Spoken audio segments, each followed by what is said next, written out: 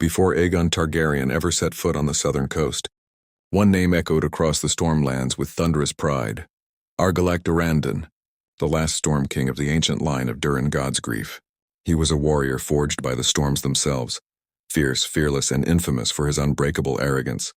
No king was more determined to resist Targaryen rule.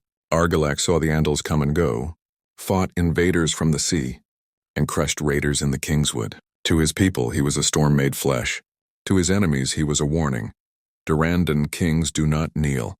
But when Aegon Targaryen began uniting the lands around the Blackwater, Argilac realized something dangerous. Myra the dragons were coming south. Knowing he could not stand alone, Argilac sought an alliance.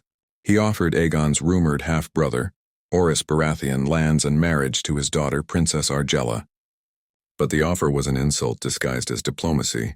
Argilac did not want alliance. He wanted to humiliate Aegon by offering him a marriage to a bastard. Aegon's reply was simple, and carried across the narrow sea like a spark in dry grass. "I will take the lands by fire and blood."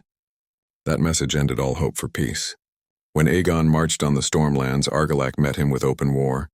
The Storm King gathered his banners: House Cairn, Connington, Wild, Mertens, Tarth, and more, forming an army hardened by years of unrelenting storms. He led them north to the last storm, the battlefield where he believed he would break Aegon's ambitions forever. Orys Baratheon led the Targaryen host, supported by Aegon's sisters and their dragons. But Argilac refused to fight with fire above him. He struck before the dragons arrived, attacking Orys in a sudden brutal assault during a raging storm. The battlefield became a chaos of mud, lightning, and steel. Warriors slipped in blood-soaked ground while thunder roared like a god at war. Argilac fought like the Storm King he was born to be. He cut down Orys's bannermen. He shattered shield walls. Legend says he killed 12 men with his own sword, wielding it with a fury that matched the storm around him. But even storms break. Reinforcements from Aegon's lines arrived, and Argilac found himself surrounded. His men fell one by one until only he stood, armored in black steel, hair drenched with rain, refusing to yield. When Orys Baratheon offered him mercy, Argilac spat the words of every Storm King before him. Durrandon does not surrender.